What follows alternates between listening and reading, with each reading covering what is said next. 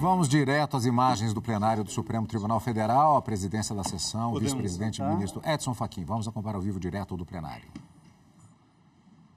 Senhoras e senhores ministros, senhora ministra Carmen Lúcia, em face de ausência para atender compromisso institucional, a pedido de Sua Excelência o presidente ministro Luiz Roberto Barroso, vamos presidir essa etapa desta sessão de hoje e, em assim sendo, vamos prosseguir no julgamento do recurso extraordinário 1.167.478, na continuidade de julgamento, com o voto que já está a proferir Sua Excelência, o ministro Luiz Fux, relator. Senhor presidente, pela ordem. Pois não, ministra. Eu peço licença ao ministro relator, que estava votando, apenas para manifestar, como decana presente, na ausência do decano, ministro Gilmar, a satisfação deste Tribunal Supremo de ter Vossa Excelência, ainda que em substituição nesse momento, mas na condição de presidente em exercício da nossa casa. É uma honra para todos nós e temos certeza de que isso que vai se repetir até que se torne efetivo, tenho certeza que é de muito bom tom para o Brasil, é um orgulho para nós, juízes desta casa, juízes brasileiros, do Supremo Tribunal Federal, e é uma sorte o Brasil ter alguém como Vossa Excelência na composição deste tribunal e na presidência, como disse, ainda aqui no exercício, mas na condição de vice-presidente, podendo exercer e dar continuidade aos trabalhos para todos nós. Muito obrigada pela palavra. Muito obrigado a Vossa Excelência, ministra Carmen. Pois não.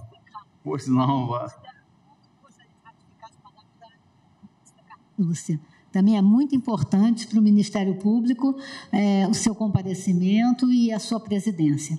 E também gostaria de aproveitar e dar os parabéns ao ministro Toffoli pelos 14 anos aqui no tribunal, que fez na segunda-feira, e nos traz muita alegria, porque é uma pessoa de visão, é um ministro de visão, e um ministro que muito tem contribuído para a nossa justiça brasileira.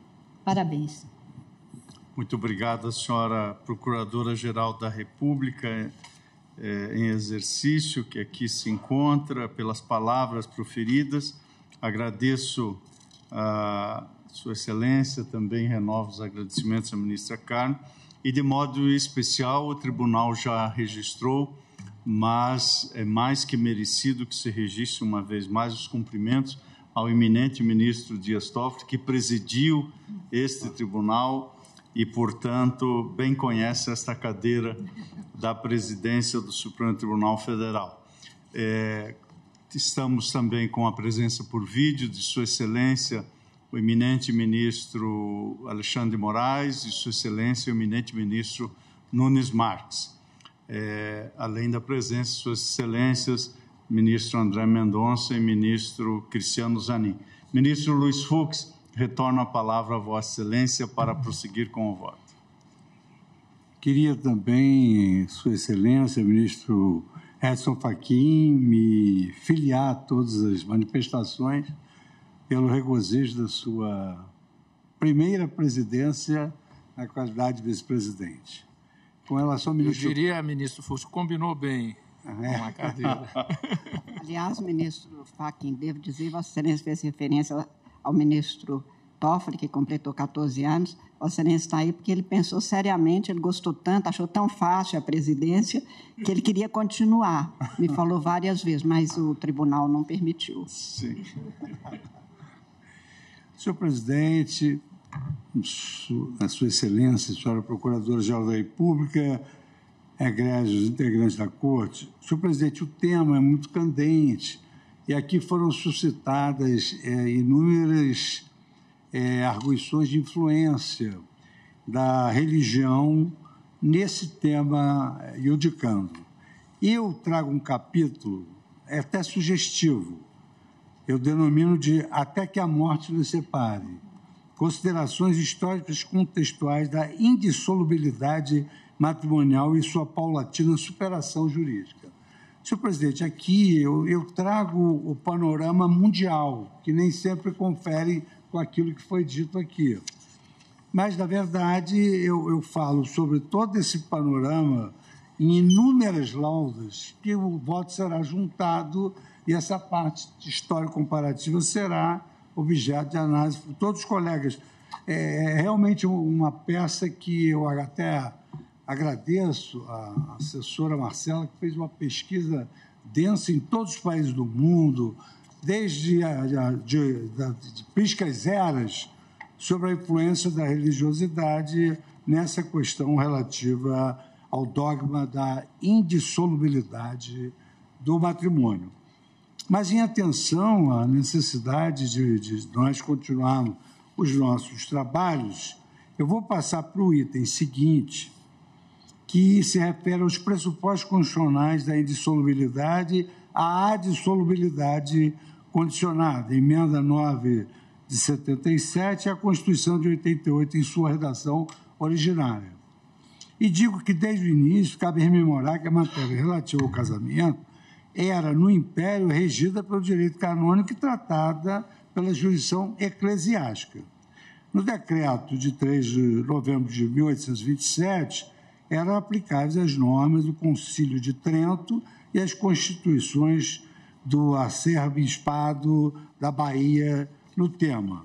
E aqui, assim, eu vou prosseguindo até que, apresentados os projetos de lei que pretendiam introduzir a figura do divórcio vincular em 1893 e 1900, esse divórcio não foi aprovado. Ao invés, a lógica da dissolubilidade do casamento, apenas pela morte de um dos cônjuges, é mantida pelo Código Civil na época de 16. A indissolubilidade do casamento, enfim, constitucionalizada, passa a ser expressamente referida à Constituição de 34. E aí eu transcrevo a Constituição de 34.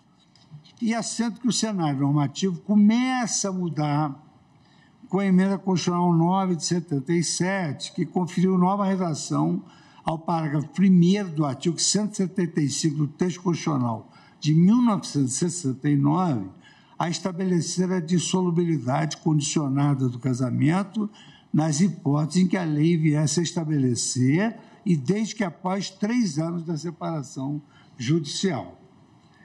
A regulamentar o novo dispositivo, editada a Lei do Divórcio, Lei 6515, estabeleceu-se a exigida separação judicial prévia a ser convertida posteriormente em divórcio, tanto em relação a causas culposas como causas objetivas, mercê de também se contemplar o mútuo consentimento após 2 anos do casamento. A hipótese de divórcio com base na separação de fatos, ela já foi prevista de maneira restrita em regime de transição, ou seja, se cessada a vida em comum antes da promulgação dessa emenda de 77, e desde que completados 5 anos, deveria se provar o decurso do tempo da separação de sua causa, e aí, então, partir-se-ia para o divórcio. O divórcio ainda poderia ser requerido apenas uma vez, segundo o artigo 38 da Lei 6.515, o que implicava, na prática, a indissolubilidade do casamento subsequente, pois a respectiva separação judicial não poderia ser convertida em divórcio, no mínimo não por pedido de pessoa já antes divorciada. A norma foi declarada constitucional pelo Supremo Tribunal Federal, a compreensão de que é abrangida pela margem de conformação do legislador. E aí eu trago toda a ordem normativa vigente à época que está aqui assentada no voto. A Constituição de 88, na redação original do artigo 226, parágrafo 6º, também condicionava o divórcio à prévia separação judicial nos casos previstos em lei, mas reduzido o lapso temporal para 1 ano, além da possibilidade de a separação prévia ser apenas de fato aí por 2 anos. Então, ou a separação judicial por 1 ano podia pedir o divórcio, ou a separação de fato por 2 anos podia ter pedido o divórcio. Diante do novo quadro normativo, a lei do divórcio foi alterada em 2 oportunidades, Lei 7841 e Lei 8408, para, em primeiro lugar, prever o divórcio por separação de fato. 2, revogar a limitação a 1 pedido de divórcio por pessoa. E 3, reduzir o prazo de separação judicial prévia do divórcio e da hipótese de separação judicial por ruptura da vida em comum. E 4, estabelecer situações de manutenção do nome de casada. Senhor presidente, apenas como o ambiente está tão leve, um tema tão candente, quando eu estava estudando o tema, em que revogou-se a limitação a 1 pedido de divórcio por pessoa, eu me lembrei de 2 fatos que me chamaram a atenção, fatos reais. Em primeiro lugar, eu tenho um amigo cujo pai se casou 10 vezes. Divorciava, casava de novo. Divorciava, casava de novo. E me lembrei de uma frase muito espirituosa de Pontes Miranda, que o segundo casamento é a vitória da esperança sobre a experiência. Então, isso me chamou a atenção quando eu vi aqui a redução da limitação do divórcio. O Código Civil de 2002, por sua vez, ao lado do divórcio direto por separação de fato, mantém a lógica híbrida de causas culposas, com consequências para além da dissolução do vínculo, e causas objetivas para o divórcio por conversão, como está no artigo 1571 e seguintes do Código Civil. No caso de separação judicial por mútuo consentimento, reduziu o prazo de casamento para 1 ano. E aí eu transcrevo o Código Civil aqui, porque é necessária a motivação das nossas decisões. Ausentes grandes inovações de 2022, novidade trouxe a Lei 11.441 a possibilitar a separação e o divórcio consensuais na via extrajudicial. Hoje os cartórios de notas estão fazendo esses divórcios consensuais e essas separações consensuais, o que também foi previsto no Código de Processo Civil. Mas ainda, em 2010, operada a reforma constitucional em debate que confere o artigo 226, parágrafo 6, fórmula sintética da dissolubilidade do casamento pelo divórcio, não mais referida à necessidade de prévia separação judicial ou fática, cujo significado é a dissolubilidade matrimonial incondicionada ou não causal, como eu passo a justificar. Então, agora eu já entro no tema decidendo, para que nós possamos escolher outras opiniões também, outros votos, um debate percuriam, como Vossa Excelência sempre prefere e que é a melhor forma de solução dos litígios por uma Corte Constitucional. Então, eu trato aqui, nesse capítulo, a Emenda Constitucional 66 de 2010, no quadro da família livre e igualitária, a dissolubilidade incondicionada ou não causal do vínculo matrimonial como elemento de direito de constituir família. Como se pode perceber, dentro do histórico traçado, a dissolubilidade do casamento, e em termos ela pode se dar, apresenta-se na era contemporânea amalgamada à concretização da liberdade e da igualdade de gênero nas famílias no direito secularizado. Igualdade de gênero, vale lembrar, expressamente albergada pela ordem constitucional brasileira e paulatinamente protegida e promovida por esse Supremo Tribunal Federal, como destaquei no início do voto. Nessa linha, inclusive, família igualitária que se expressa para além dos direitos das mulheres, abranger também, por exemplo, as entidades familiares constituídas por pessoas do mesmo sexo. Famílias que podem constituir-se e desconstituir-se dentro da pluralidade, da liberdade e da igualdade, que rege o mosaico constitucional nas relações familiares em consonância com a linha decisória deste Supremo Tribunal Federal. Não é demasia destacar, mais uma vez, que o poder constituinte originário afastou qualquer possibilidade de compreender-se que a dissolução do casamento traduz desproteção da família. Ao contrário, representa a ruptura de uma das formas de proteção da família, de manifestação dos direitos de liberdade e igualdade nas relações familiares, tanto casar-se como divorciar-se resultavam, já à luz da redação originária, abrangidos pelo direito de constituir família. É verdade. O mesmo direito que as pessoas têm de constituir família, elas têm o direito de dissolver o vínculo matrimonial. No contexto mais amplo das ondas de reformas antes vistas, não é, por acaso, que a emenda 66 de 2010, ao modificar o artigo 226, parágrafo 6º, introduziu fórmula sintética de rompimento do vínculo matrimonial, enunciando simplesmente que o casamento pode ser dissolvido pelo divórcio.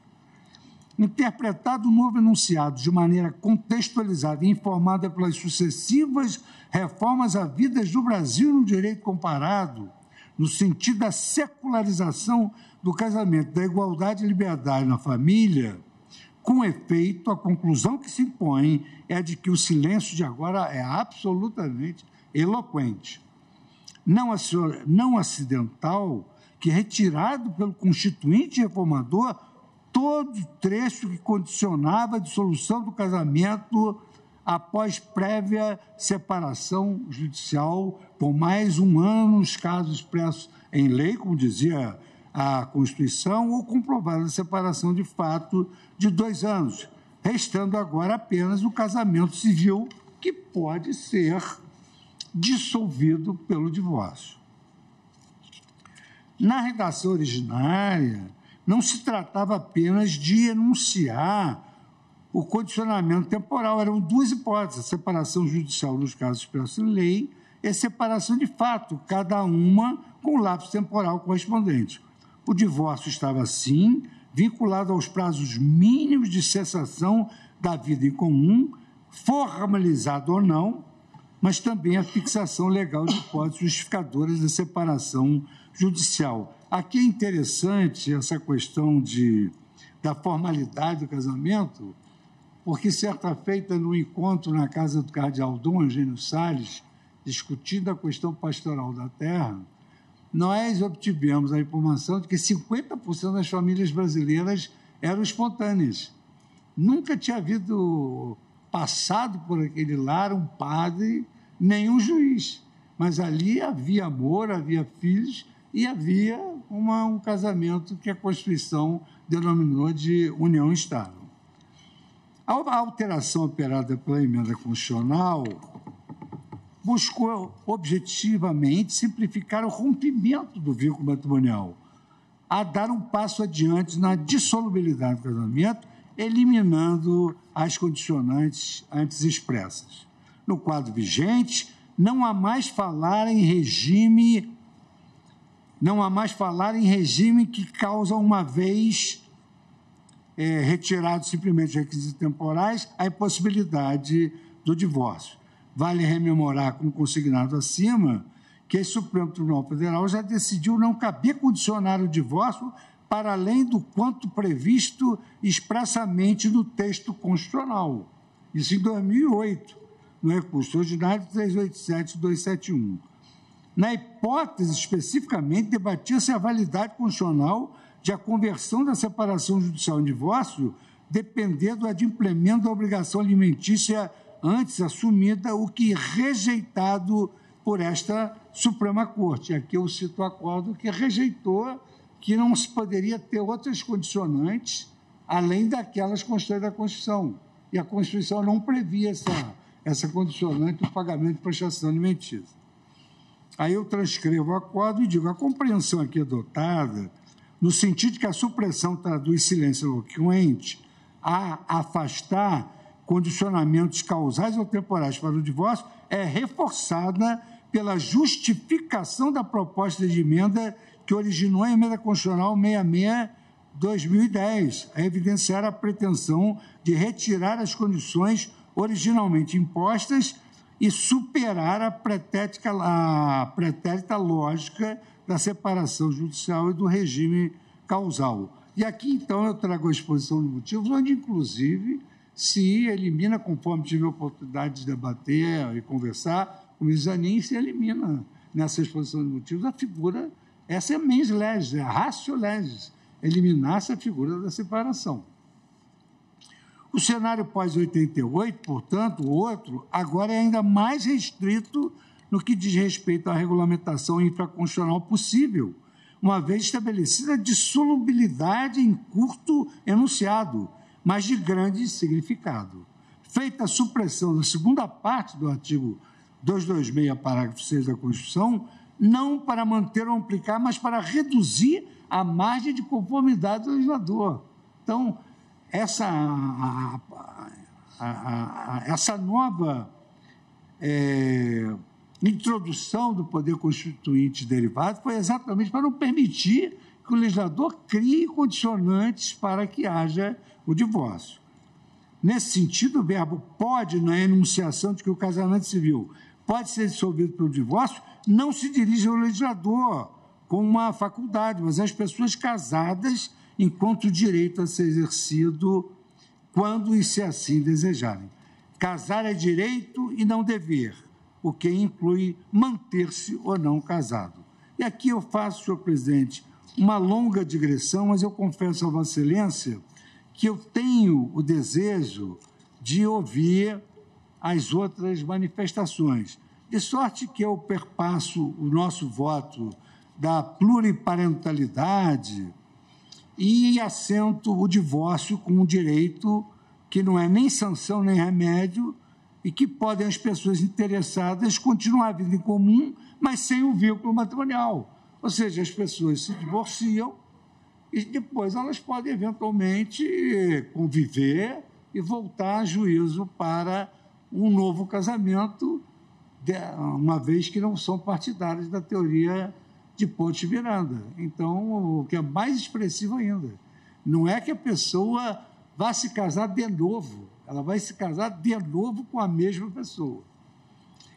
Senhor presidente, aí eu cito julgados de cortes de alhures e digo que a imposição de certos padrões de conduta tidos como corretos é contrário ao pluralismo do mosaico constitucional das famílias, que se conecta, cabe lembrar, com o alicerce republicano da liberdade religiosa, artigo 5º, inciso 6º, 19, inciso 1º da Constituição, e direito fundamental, que abrange, como assentado por esse Supremo Tribunal Federal, não apenas a proteção das pessoas das diferentes confissões religiosas de indevida interferência estatal, como também a desvinculação da atuação estatal em relação a dogmas e princípios religiosos. E aqui eu cito a DI 4439, que foi redator pelo acordo do ministro Alexandre de Moraes, que destacou que o Brasil é uma república laica, surgindo absolutamente neutro quanto às religiões.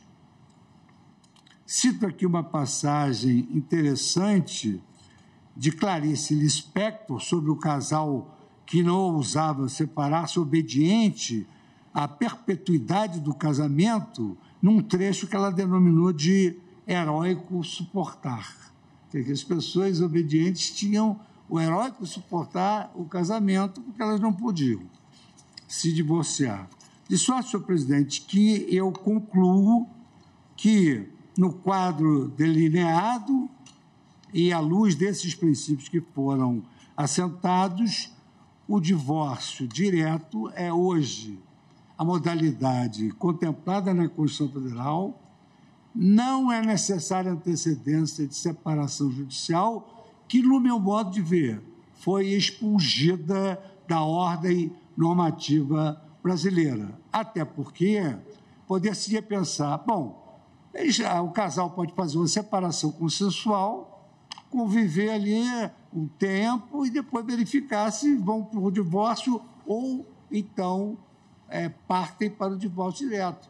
Mas mais racional e mais desburocratizado e mais condizente com a duração razoável da prestação da justiça é o casal se divorciar de forma direta e, eventualmente, mais tarde, promover... É mais difícil na prática, mas não é impossível conviver, verificar que talvez tenham sido muito ansiosos e precipitados e voltar, então, à relação originária. Mas isso desburocratizado numa situação de fato. Por essa razão, senhor presidente, num afã de ouvir outras opiniões, confesso a Vossa Excelência que saltei inúmeras páginas do voto, mas Vossas Excelências terão a oportunidade de ver o qual me dediquei a esse tema, buscando, inclusive, subsídio de direito comparado, em períodos pretéritos. Eu chego à conclusão que, no tocante ao caso concreto, são, essencialmente, 3 as violações alegadas: ausência de fundamentação, inobservância de reserva e não aplicação da prévia separação judicial ainda prevista na legislação infraconstitucional. A parte deu a essa redação da Constituição, e aí nós podemos aplicar aquele velho provérbio de Carlos Maximiliano: in claris cessat interpretatio. Ela entende como uma norma programática, que, na verdade, é uma norma que estabelece um direito com, digamos assim, normatividade suficiente. As partes podem promover o divórcio direto. E é assim, senhor presidente, então, que eu estou respondendo à repercussão geral, votando no sentido de negar provimento ao recurso ordinário e fixar a seguinte tese: a emenda constitucional 66 de 2010, ao alterar o artigo 226, parágrafo 6 da Constituição, estabeleceu a dissolubilidade incondicionada ou não causal do casamento, independentemente de qualquer requisito temporal ou causal, pelo que inviável exigir prévia separação judicial ao divórcio. A separação judicial normatizada no plano infraconstitucional para regular o regime constitucional anterior da dissolubilidade matrimonial condicionada ou causal não foi recepcionada pela emenda constitucional 66 de 2010 e, assim, com a devida vênia, mas ainda aguardando os debates que se realizarão, então, assim, não subsiste como instituto autônomo. Então, é assim que eu proponho, com essa brevidade que se fez necessária para ouvirmos ainda outras manifestações dos colegas integrantes. Muito obrigado a Vossa Excelência, eminente ministro Luiz Fux, relator desse recurso ordinário 1.167.478, quer pelo voto que vem de proferir, quer também pela síntese, sem qualquer prejuízo da substância, de um tema sensível e relevante como esse que está em pauta.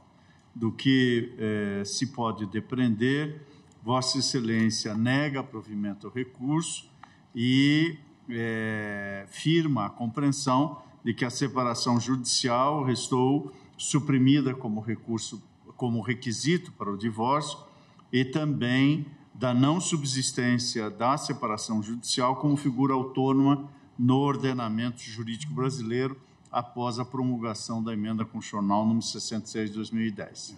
Inclusive, senhor presidente, a parte não obteve êxito em nenhuma das instâncias. Pois não.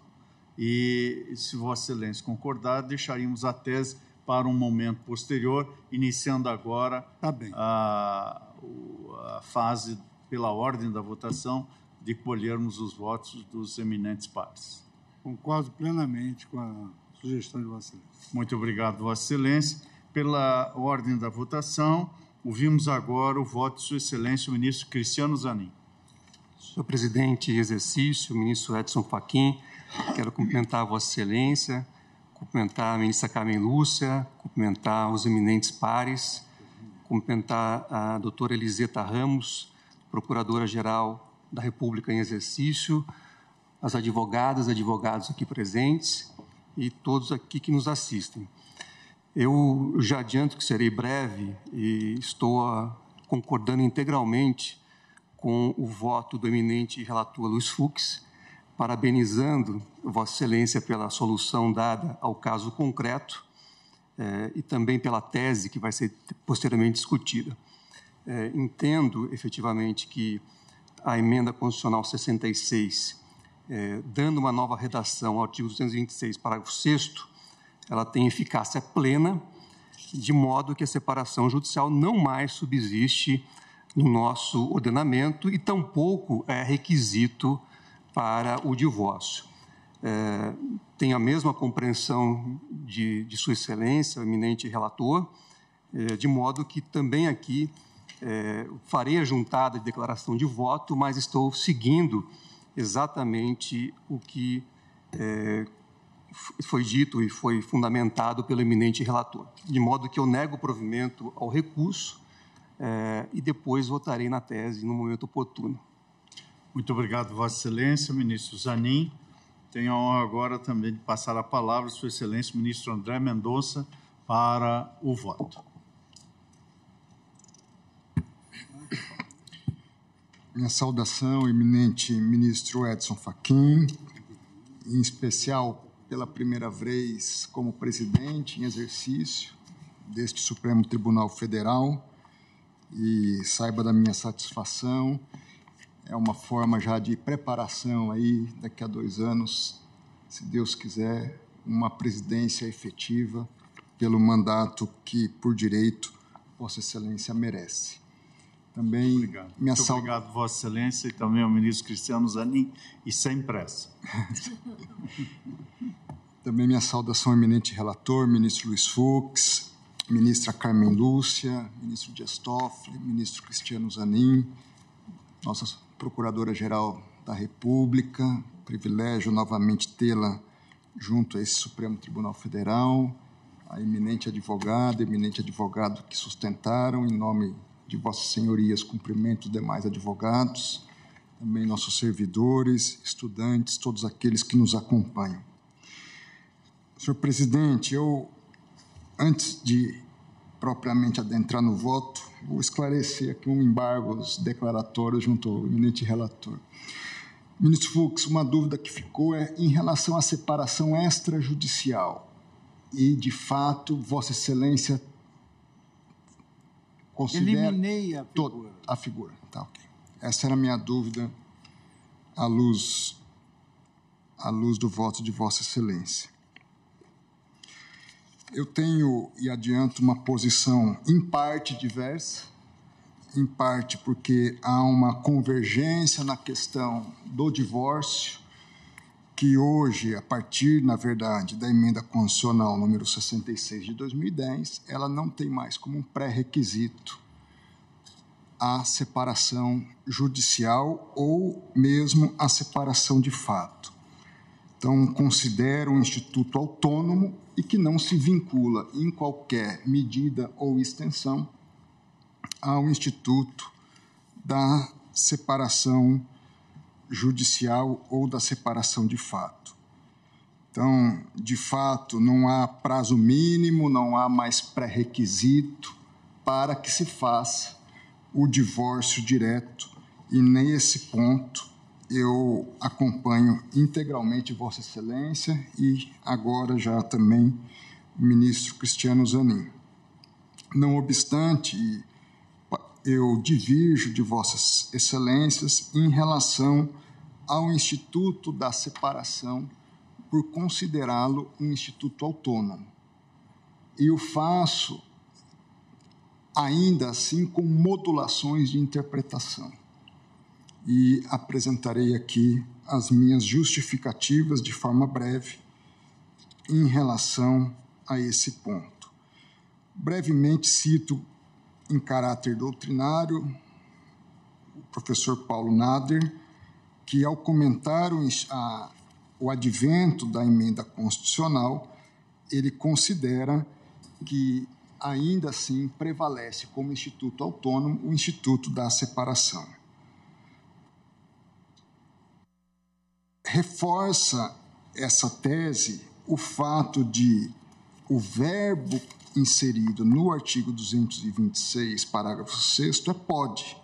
Quer dizer, não há uma eliminação de outras hipóteses. É uma possibilidade. Como outras previstas na lei de dissolução, no Código Civil de Dissolução da Sociedade Conjugal. Então, esse é um primeiro elemento, para mim, importante. Sem dúvida que a sociedade avança, não há dúvida disso. Sem dúvida que os parâmetros de hoje, acertadamente, não são os parâmetros de outrora, até porque, como também foi apontado da tribuna, antigamente nós tínhamos situações, principalmente em relação à mulher, na qual ela ficava subjugada a um ambiente prejudicial à sua saúde física, mental, quando não a própria vida em risco. Esse é um ponto que pertence, graças a Deus, a um passado que não pode mais existir. Por outro lado, entendo eu, e sob a minha ótica, que esse verbo pode representa, em boa medida, um consenso construído pelo Constituinte ao não abordar outros aspectos da própria realidade da vida humana, que, de todos os contratos, independente de credos, certamente o mais solene para a pessoa, ainda que numa simples união estável, simples não no sentido de afeto, mas sem as formalidades próprias de outros requisitos, há ali investido muitos sentimentos. E são sentimentos de desejo de uma convivência em alta intensidade e com grande grau de compartilhamento de vidas. E se um contrato, por vezes de locação, um contrato civil normal de negócios, por vezes o seu rompimento deixa sequelas, ainda que nós não queiramos que haja essas sequelas, elas fazem parte da vida das pessoas. E, no meu voto, ao reconhecer a autonomia do Instituto da Separação, eu faço, sob a minha ótica e com a devida vênia aos entendimentos em contrário, na busca de preservar as relações que, num ambiente de separação entre as pessoas, nós vamos ter aí, certamente, salvo um consenso muito grande, uma situação de expectativas frustradas que, por vezes, ficam por toda uma vida. E entendo eu que a separação, enquanto instituto jurídico e instituto de fato, ela visa trazer um meio termo, permitir um processo de caminhada paulatina, seja para uma consolidação definitiva, seja por vezes de uma retomada de relacionamento entre as partes envolvidas. Eu me valho dessa lição no princípio de que, no âmbito privado, e nós estamos tratando das relações privadas, é constitucional tudo aquilo que a lei não proíbe. E se não houve uma manifestação expressa da Constituição e do Constituinte de vedação da separação, penso eu, sob a minha ótica, que não caberia ao Poder Judiciário estabelecer de forma, por sua própria iniciativa, essa vedação. O casamento é um contrato civil. Há um aspecto religioso, que para uma parte da sociedade é significativo, mas em todas as essências, e para todos, é um contrato civil. E como contrato civil, as partes têm que ter a maior liberdade possível para tratar dessa questão. E, por vezes, nem sempre em relação aos cônjuges, mas até para a preservação dos descendentes. E que são, muitas das vezes, os que mais sofrem nesse processo. De talvez manter ainda uma esperança, em alguma medida, de que o vínculo não foi rompido, mas apenas, para usar as expressões doutrinárias, a sociedade, e que a situação vai passar por um processo de amadurecimento. Dentro desse contexto, é importante destacar, sob a minha ótica, que nós temos outros institutos, talvez, que permitam se trabalhar questões que estão envolvidas também na relação que envolve, ou em todo o contexto que envolve uma separação de um casal. A separação de corpos, por exemplo, é uma alternativa? Sem dúvida que sim. Porém, o próprio contexto específico da separação de corpos traz uma limitação que não envolve, por exemplo, a possibilidade de discussão. Naquele mesmo processo, aspectos de partilha de bens, aspectos que envolvem toda a relação e todo o contexto familiar e que precisam ser tratados. Porque, por exemplo, nós podemos ter um casal onde a mulher deseja a separação, o homem não, e o homem permanece em casa, e ela ficaria com a possibilidade apenas de resolver via judicial a separação de corpos, mas não aspectos outros que envolvem toda a discussão, sendo que a separação judicial, ela garante, por força do dispositivo do Código Civil, artigo 1575, essa possibilidade. A separação, a sentença de separação judicial importa a separação de corpos e a partilha de bens. Então, a separação judicial, ela não é uma ação que visa especificamente a separação de fato ou a não unidade daquele casal, mas traz outros aspectos importantes para a vida da família como um todo. Há aspectos sucessórios relevantes. Eu cito o artigo 1830 do Código Civil.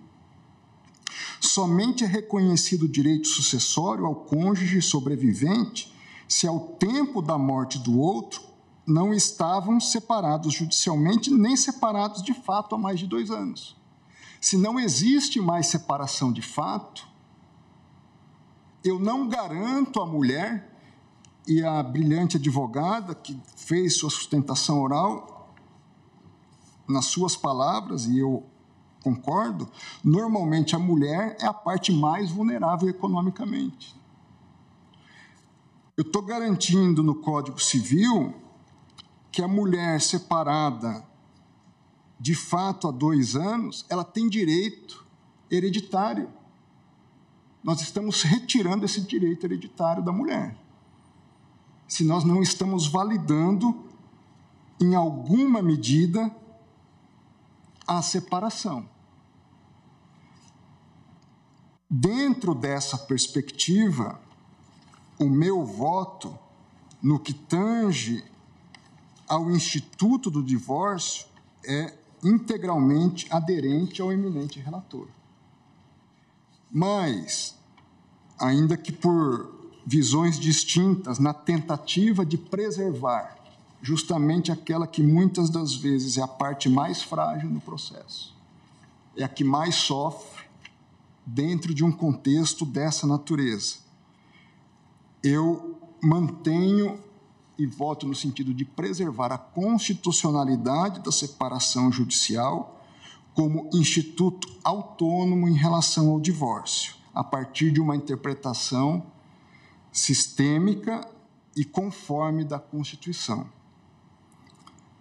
Que, portanto, a separação judicial é constitucional na medida em que garante a plenitude dos princípios da liberdade, da dignidade humana e da autodeterminação do indivíduo.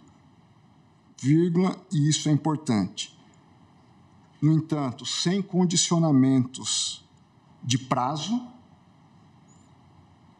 e não cabendo qualquer discussão sobre a culpa de qualquer dos cônjuges como causa para o seu reconhecimento. Nesse sentido, voto pelo provimento do recurso reitero, vênias aos eminentes pares que tiveram e eventualmente tenham pensamento divergente. Muito obrigado. Muito obrigado, ministro André Mendonça, que, portanto, abre parcial divergência ao voto do eminente ministro relator, que foi acompanhado pelo eminente ministro Cristiano Zanin, e do que se depreende, Vossa Excelência somente diverge no sentido da manutenção da separação judicial como figura autônoma e, no mais, acompanha a posição do eminente ministro relator. Muito obrigado, Vossa Excelência. Ministro Nunes Marques, colhemos o voto de Vossa Excelência com a palavra. Senhor presidente, ministro Edson Fachin, primeiro quero registrar que é motivo de gáudio ser presidido por Vossa Excelência. Quero renovar os cumprimentos à Corte e parabenizar o eminente relator pelo percussiente voto. Eu tenho um voto mais alongado, mas vou traçar aqui breves linhas apenas no ponto que provavelmente, também vou me resguardar para aguardar o debate e os votos dos demais colegas, mas esse mesmo ponto já abordado pelo ministro André Mendonça. Então, fiz um pequeno resumo e me pareceu muito objetivo essa alteração da emenda constitucional 66. A redação anterior, do parágrafo 6º, dizia: o casamento civil pode ser dissolvido pelo divórcio após prévia separação por mais de 1 ano, nos casos expressos em lei, ou comprovada separação de fato por mais de 2 anos. Então, se exigia que para a celebração do divórcio, primeiro, houvesse uma prévia separação judicial por mais de ano, nos casos em que a lei prevê, ou uma comprovada separação de fato. A nova redação traz, objetivamente, a intenção de afastar como condição para a celebração do divórcio, afastar como condição para a celebração do divórcio a separação judicial, a separação de fato. Diz a nova redação, parágrafo 6º, o casamento civil pode ser dissolvido pelo divórcio. Bom, no meu entendimento, pedindo venha nesse aspecto, ainda que provisório e eminente relator, eu entendo que não há dúvida que o objetivo da reforma constitucional foi eliminar a prévia separação judicial ou de fato, como requisito para a decretação do divórcio requerido pelas partes, sem qualquer necessidade de complementação legislativa posterior. A norma é bastante em si.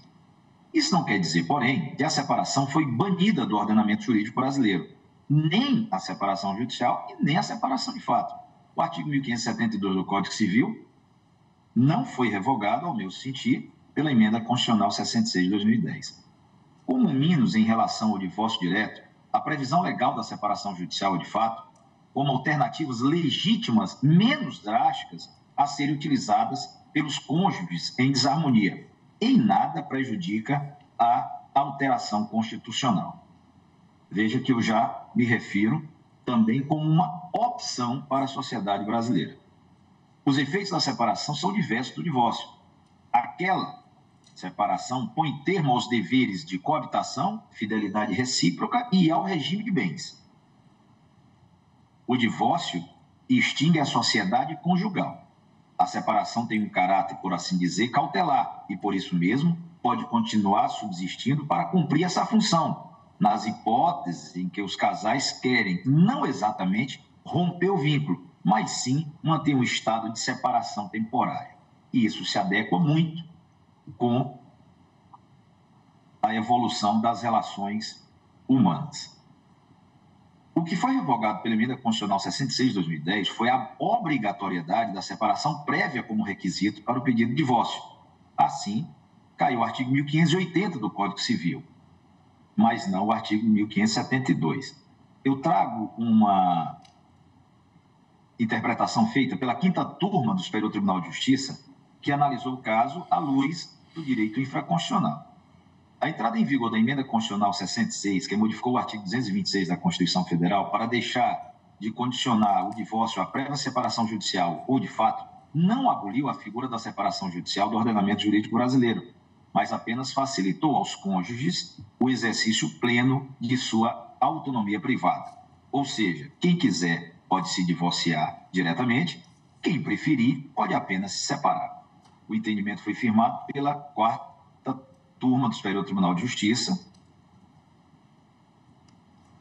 em julgamento de recurso especial interposto por um casal que, em ação de separação, buscava homologação pelo juízo das condições pactuadas, como recebimento de pensão, regulação de visitas ao filho, partilha de bens e alteração de sobrenome. Naquele caso, o juízo de primeiro grau, por entender que a emenda constitucional 66 aboliu a figura da separação, concedeu prazo de 10 dias para adequação do pedido, e o Tribunal de Justiça manteve a decisão. No Superior Tribunal de Justiça, a relatora do recurso, ministra Isabel Galotti, entendeu pela reforma do acordo. Segundo ela, a única alteração ocorrida com a emenda constitucional 66 foi a supressão do requisito temporal e do sistema bifásico para que o casamento possa ser dissolvido pelo divórcio. De Sua Excelência, o texto constitucional dispõe que o casamento civil pode ser dissolvido pelo divórcio, imprimindo faculdade aos cônjuges e não extinguindo a possibilidade de separação judicial. Ademais, sendo o divórcio permitido sem qualquer restrição, forçoso concluir pela possibilidade de separação ainda subsistente no Código Civil, pois quem pode o mais, pode o menos também. Digo eu, seria mesmo paradoxal considerar que a emenda constitucional 66 de 2010, que veio para facilitar o divórcio e criar mais possibilidades para os casais, tivesse extinguido o instituto menor, que pode ser uma opção proporcional para um casal que ainda não exatamente está convicto da convivência ou da conveniência de divorciar-se. A emenda trouxe mais opções e não menos.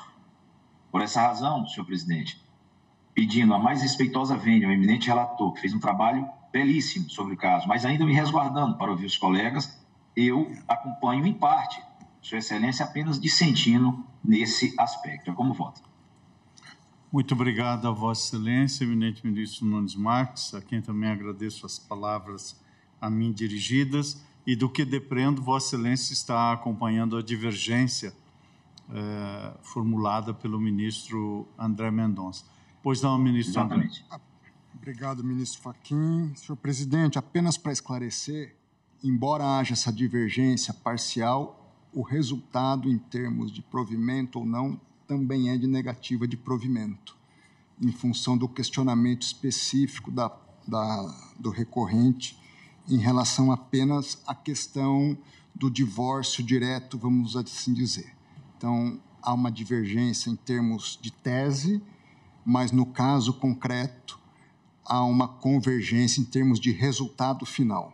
Que é a negativa do provimento. Que é a negativa de provimento. Muito bem, obrigado pela elucidação. Consulto o eminente ministro Alexandre Moraes, nós já estamos a 5 minutos da conclusão da sessão. Consulto Vossa Excelência, ministro Alexandre, porque não sei se o tempo seria suficiente para o voto de Vossa Excelência, podemos eventualmente prosseguir ou então suspender o julgamento. Já fui informado pela Secretaria do Pleno que o presidente ministro Barroso já destinou o local para este processo como primeiro da pauta da sessão do dia 8 de novembro, de modo que consulto Vossa Excelência qual é o modo de prosseguir, se Vossa Excelência preferir o voto hoje, ou podemos começar com o voto de Vossa Excelência no dia 8. Pois não, ministro Alexandre. Boa tarde, presidente, ministro Luiz Edson Fachin. É uma grande alegria, uma grande honra voltar a ser presidido por Vossa Excelência, assim como fui com grande orgulho no Tribunal Superior Eleitoral. Então, cumprimento Vossa Excelência, cumprimento a ministra Carmen, cumprimento o eminente relator, ministro Luiz Fux, os eminentes colegas, a Procuradora-Geral da República interina. Presidente, eu entendo que seja melhor suspendermos, porque estamos a 2, 3 minutos, e as questões colocadas tanto pelo eminente relator, acompanhado pelo ministro Cristiano Zanin, quanto à divergência inaugurada pelo ministro André Mendonça, já acompanhada pelo ministro Nunes Marques, são três pontos importantes que eu pretendo me alongar um pouquinho mais, não muito, como diria o nosso presidente Luiz Roberto Barroso, uns 15 minutinhos, mas não daria para terminar agora às 18 horas. Então, eu entendo, como Vossa Excelência disse, já que já está marcado para dia 8 de novembro, que poderíamos recomeçar com o meu voto. Obrigado, presidente. Perfeitamente. Muito obrigado, Vossa Excelência, também pelas palavras. E, portanto, no dia 8, esse julgamento recomeça, continua com o voto de Vossa Excelência. Muito obrigado, ministro Alexandre. Fica suspenso, portanto, o julgamento desse recurso extraordinário 1.167.478, tendo Sua Excelência, o eminente ministro relator, votado pela negativa de provimento do recurso, bem como fixada a compreensão de que a separação judicial restou suprimida como requisito para o divórcio e, portanto, entendeu pela não subsistência como figura autônoma no ordenamento jurídico brasileiro, após a promulgação da Emenda Constitucional 66, no que foi acompanhado pelo ministro Cristiano Zanin, tendo formulado parcial divergência o ministro André Mendonça, que substancialmente sustenta a subsistência da separação como figura autônoma, nos termos do seu respectivo voto, e no que foi acompanhado pelo eminente ministro Nunes Marques, não havendo divergência quanto à negativa de provimento do respectivo recurso extraordinário. Eu cumprimento as sustentações orais que aqui foram levadas a efeito pela doutora Lígia Zigiotti de Oliveira, bem como pelo doutor Danilo Porfírio Castro Vieira e por Sua Excelência, a doutora Eliseta Maria de Paiva Ramos, Procurador-Geral da República em exercício. Agradecendo a presença de todos, eu faço em nome de nosso decano, o ministro Gilmar Mendes, declaro encerrada a presente sessão.